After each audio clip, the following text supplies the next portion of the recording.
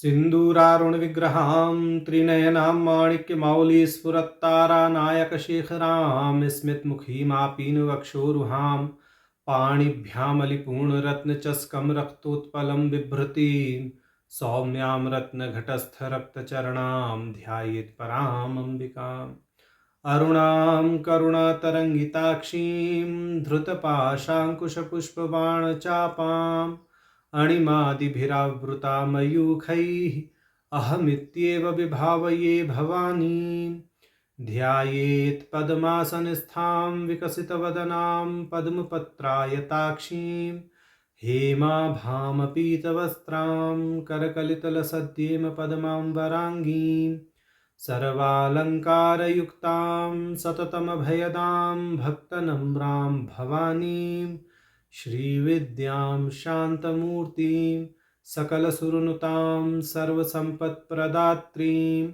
नारायणी नमोस्तुते।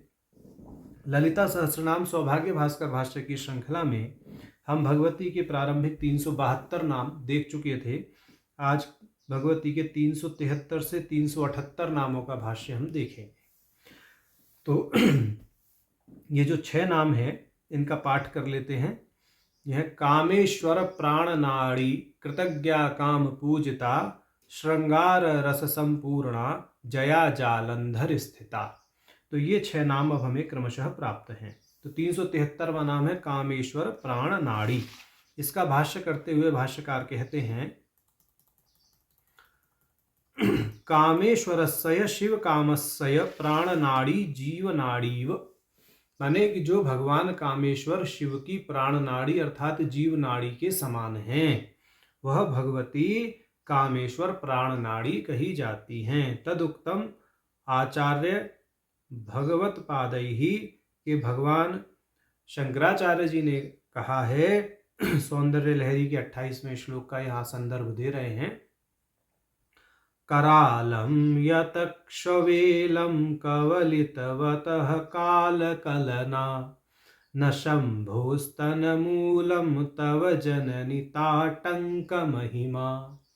तो ये कह रहे हैं कि हलाहल विष का पान भगवान ने कर लिया, परंतु उनका जो है बाल भी मां का नहीं हुआ, उन पर काल की कलना नहीं चली, काल उनको कवलित नहीं कर सका, क्योंकि हे जननी आपके ताटंग की, आपके कर्ण फूलों की ये महिमा है। यह कर्ण फूल से ताटंग पद से भगवती के अखंड सौभाग्य को, अखंड सुहाग को लक्षित किया गया है कि भगवती चूंकि आप अखंड सौभाग्यवती हैं, अखंड सुहागन हैं, इसलिए भगवान शिव ने जो हलाहल का पान किया उसी के कारण, मतलब आपके अखंड सौभाग्य के कारण आपके पति भगवान कामेश्वर पर हलाहल का पान करने के बाद भी काल की कलना नहीं चली। ऐसा कहने का यहाँ तात्पर्य है। तो कह रहे कामेश्वर प्राण नाड़ी, माने आप ही भगवान कामेश्वर शिव की प्राण नाड़ी हैं, उसकी अमरता की कारणभूता आप ही हैं। ऐसा यह कहने का भाव ध्वनित होता है, माने ऐसा यहाँ पर भाष्यकार जी ने कहा है, स्पष्ट किया। अब कृतज्ञा नाम का भाष्य करते हुए भाष्यकार कह रहे हैं कर्मों की निर्णायिका हैं जो, ऐसा समझना चाहिए कृतज्ञा से। कृते सुकृत दुष्कृते जानाति इति कृतज्ञा, माने जो अच्छे और बुरे कर्मों का फल देती हैं, उनका निर्णय करती हैं, वह भगवती कृतज्ञा कहलाती हैं। अब आगे कहते हैं कि भाई 9 जो हैं, 9 पदार्थों को गिनवाएंगे कि ये 9 पदार्थ जो हैं ये अच्छे बुरे के साक्षी हैं, और इन 9 पदार्थों के रूप में भगवती आप ही अभिव्यक्त हैं।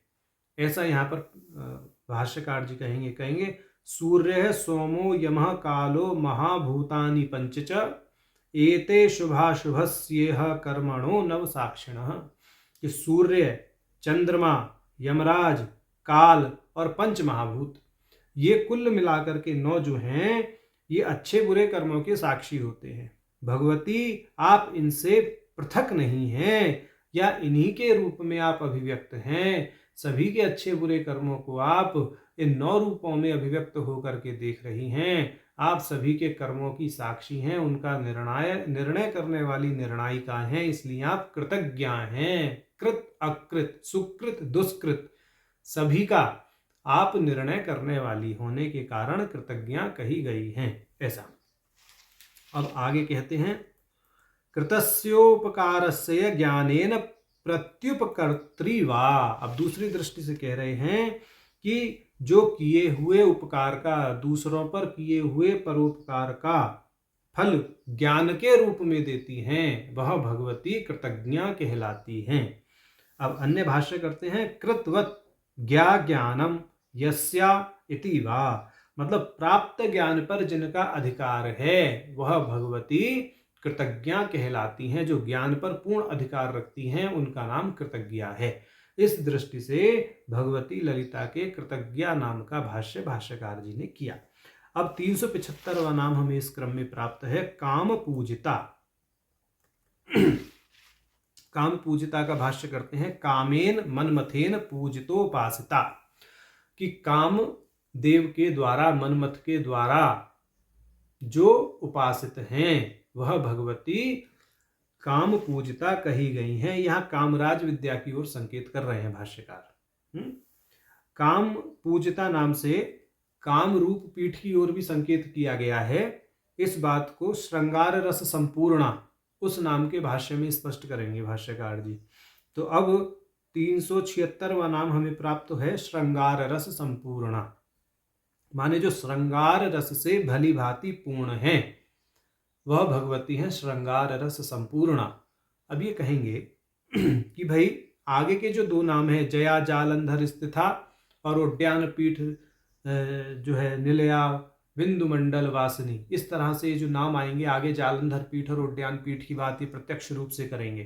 परंतु काम पूजिता और श्रृंगार रस संपूर्णा, इन 2 नामों से यह समझना चाहिए कि काम पूजिता में यह संकेत किया है भगवान अश्वानंद ने ललिता सहस्त्र नाम में अगस्त्य मुनि के प्रति कि काम पूजिता पद से यह भी समझ लेना चाहिए काम रूप पीठ के रूप में जो अभिव्यक्त हैं वह भगवती काम पूजिता हैं, और पूर्णागिरि पीठ के रूप में जो अभिव्यक्त हैं वह भगवती श्रृंगार रस संपूर्णा है।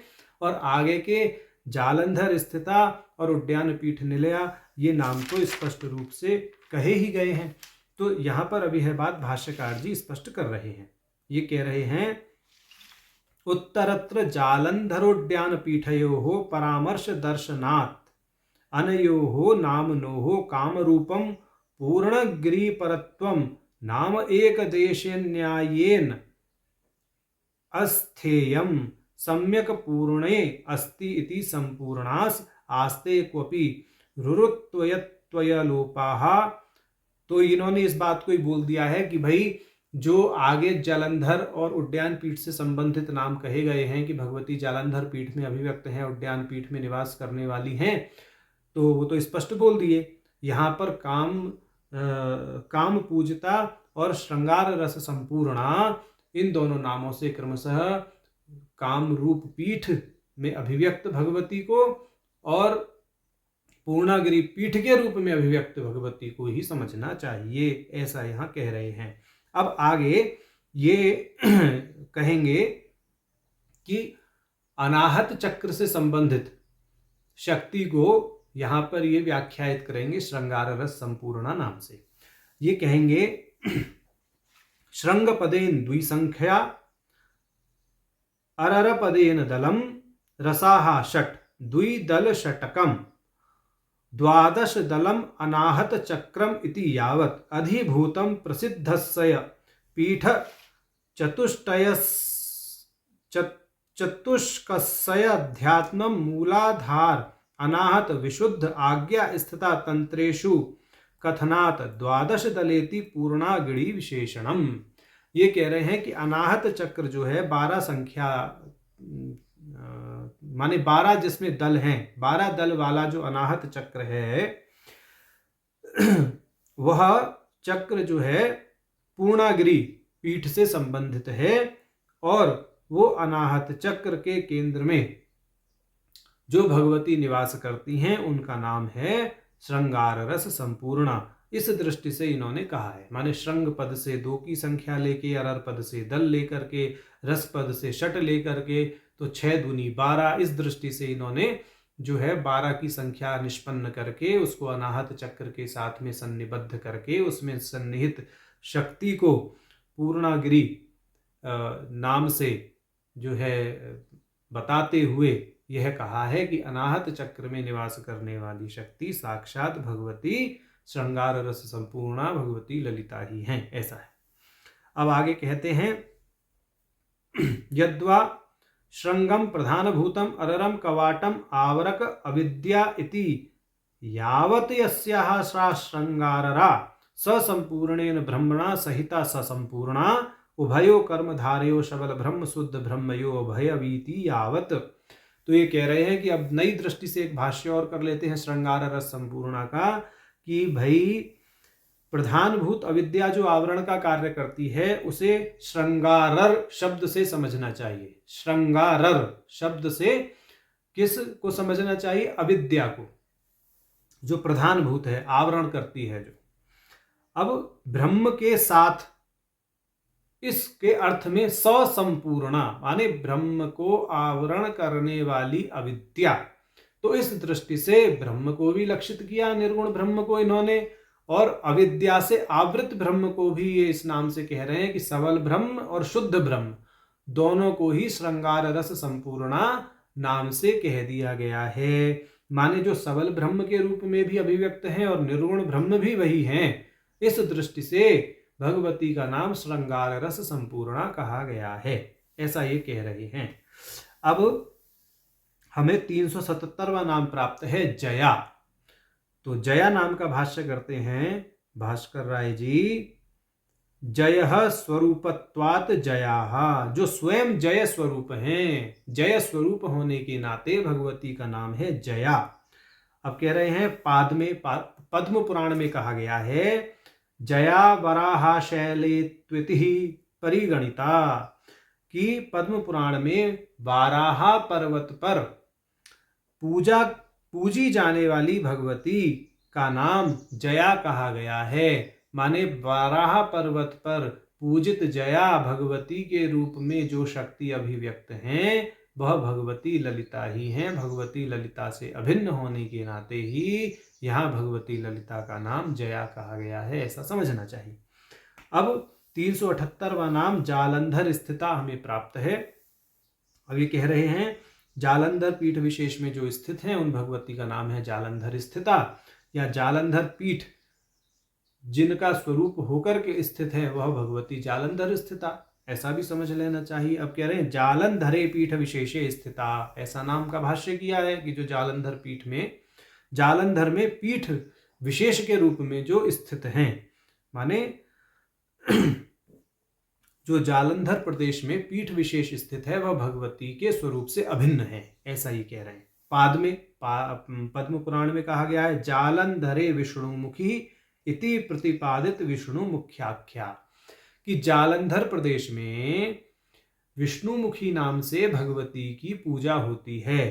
तो पद्म पुराण में जो प्रतिपादित विष्णुमुखी स्वरूप है भगवती का, वह विष्णुमुखी नामक रूप ही जालंधर में उपासित है, और भगवती ललिता विष्णुमुखी भगवती के रूप में अभिव्यक्त होकर के जालंधर पीठ पर विद्यमान है।